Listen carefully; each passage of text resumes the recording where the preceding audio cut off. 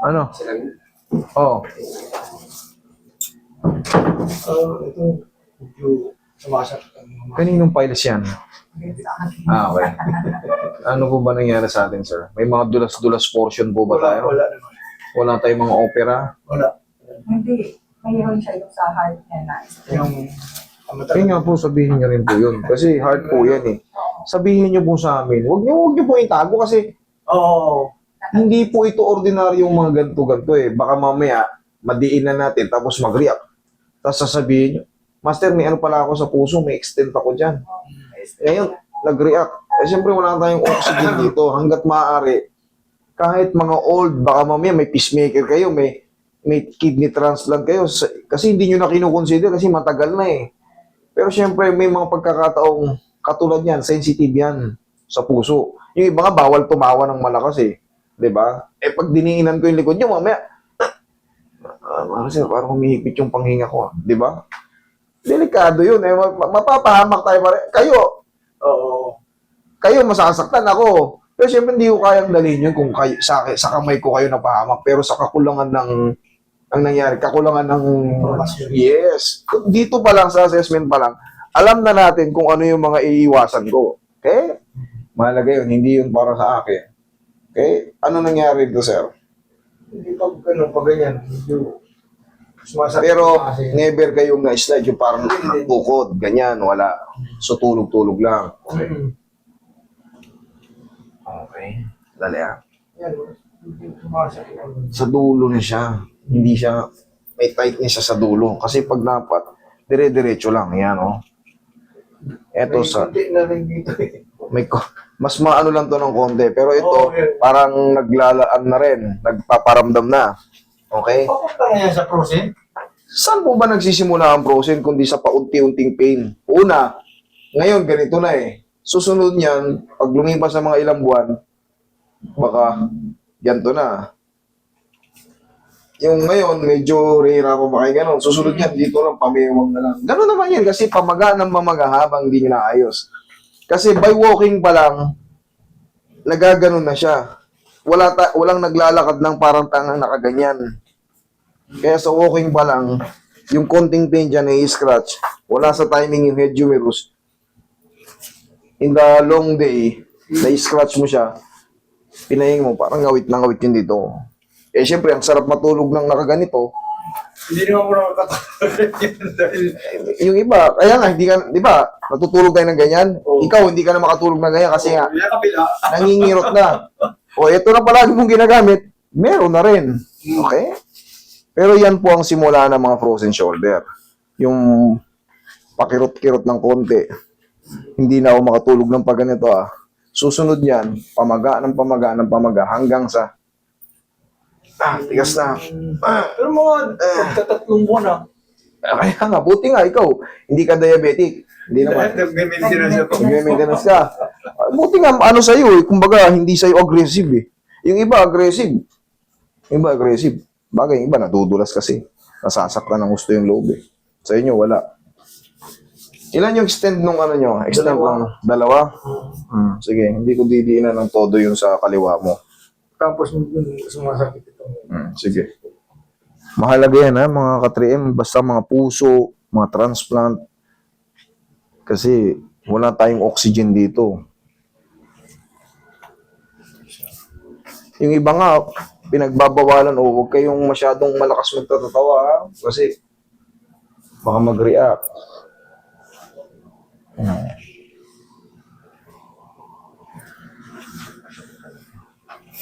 Sakit talaga? Okay. Relax lang.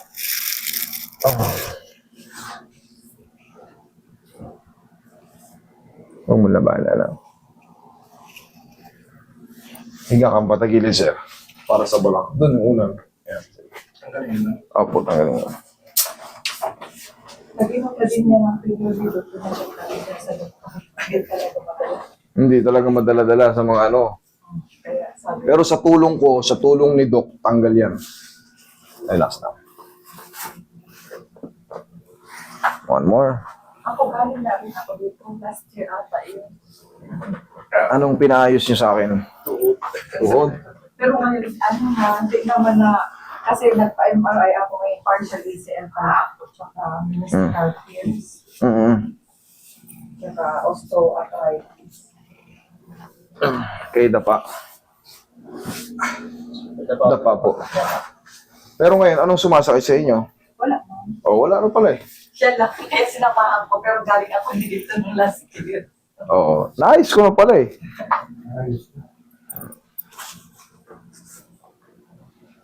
Relax lang.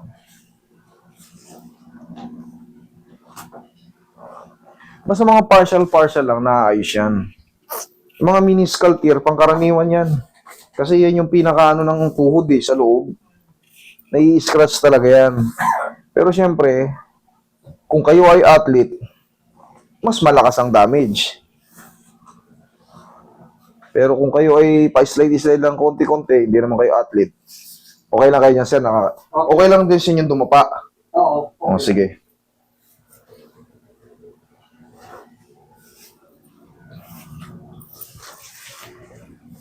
Master, pag ano, pag nagising mo sa umaga, parang Mabigat yung balakang nyo. hindi itong daliri, Ah.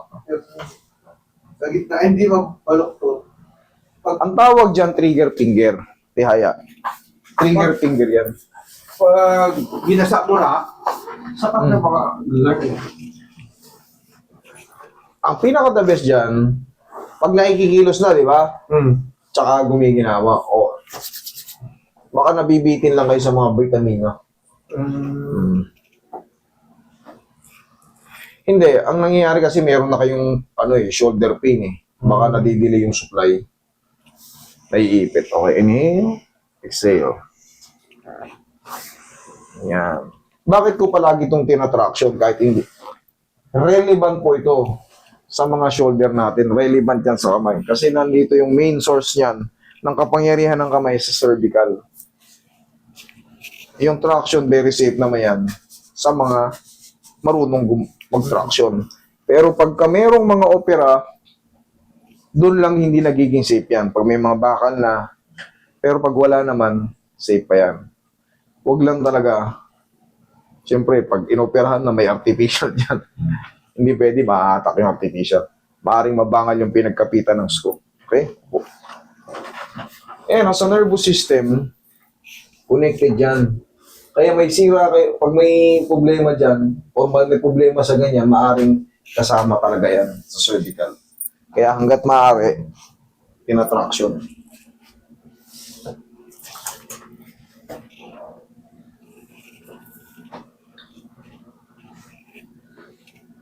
Pero huwag kayong magpapatraction ng basta-basta. Kailangan, reviewin nyo muna yung pupuntahan nyo kasi baka magaya kayo dun sa nabalita. Mahirap talaga pag-patraction pag Kailangan, alam niyo na, matagal na panahon na ito nagaganyan. Alam niya yan. Pero kung ni-repair lang kayo, hindi nyo pa rin siya kilala, tinanong nyo yung kasama nyo, saan mo nakita to? Bago ko lang ito nakita eh. Maghanap pa kayo ng ano. Kailangan kahit pa paano kasi ito, hindi ito ordinary. Pero kung mga haplos-haplos lang kayo, mga simpleng lang, yung alam yung hindi kayo mapaparalisa or di madadamage yung buong nyo, okay lang, tumesting ang mga nagsisimula. Mag-recommend ako sa iyo, master, pero pinatitingin ko muna siya sa Yun ang pinaka-the best. sabi ko, Kailangan ayun lang mag-observe. manood, ganun talaga. Ang tawag doon, kumbaga parang survey muna. Tignan ko muna para sigurado ako, para alam ko na yung pupuntahan ko. Huwag kayo agad pupunta rito kasi baka mamaya mag-aalin-laling lang kayo. Mas maganda yung damdamin nyo, panatag na. Wala namang pilitan dito, hindi naman kayo pinipilit pumunta rito. Kayo ang magbubuk eh.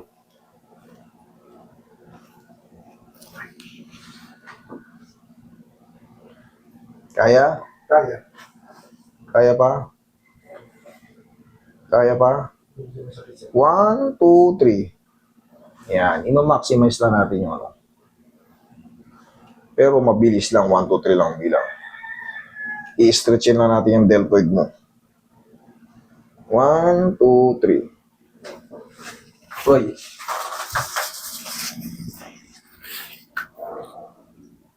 Relax lang.